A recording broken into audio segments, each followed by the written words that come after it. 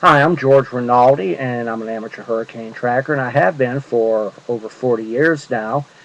And I'm here to talk to you a little bit about what I expect for the remainder of the hurricane season.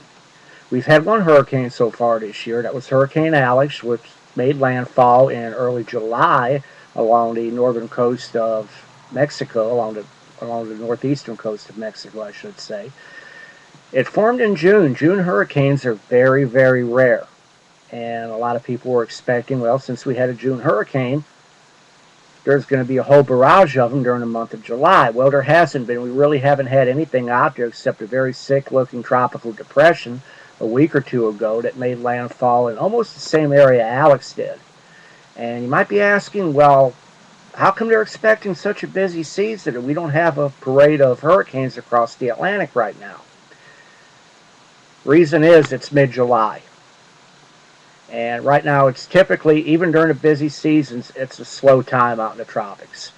One of the main reasons why is we have a stubborn upper tropospheric trough. I stumble over that word every time I try to say it.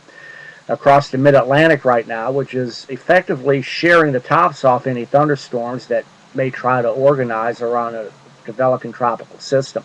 Without these thunderstorms, you don't have the energy needed to keep these storms going, and they usually just don't form at all. If they form, they're very, very weak, and they don't last very long.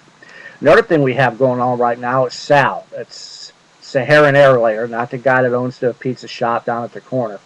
What that is, it's dust that gets blown off the west coast of Africa by the trade winds. Trade winds have been just a little bit strong so far this year, and what that's doing is it's picking up all that dust along the west coast of Africa over the Sahara and bringing it out to sea. And what that dust does, in part, is it keeps a lot of the sunlight, well, not a lot of it, just a little bit of it, from reaching the ocean and warming the ocean temperatures up enough where you can get a developing tropical storm. And typically, you have to have sea surface temperatures at least in the high 70s to get tropical cyclone developing. There's also been a lot of dry air being blown offshore with the strong trade winds, along with the south. However, what I've been seeing the past couple of days is that dry air, it's working its way across the basin now, and it should be either absorbed or just plain old gone probably within about another 5 to 10 days or so.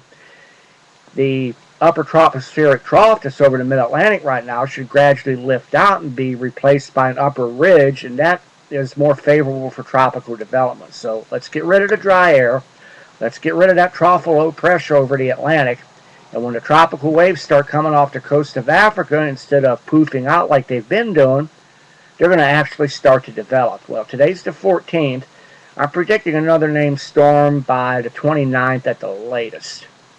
And I'll be back with further updates. And this has been largely an experimental video. I just got this computer yesterday, and it's got a built-in laptop.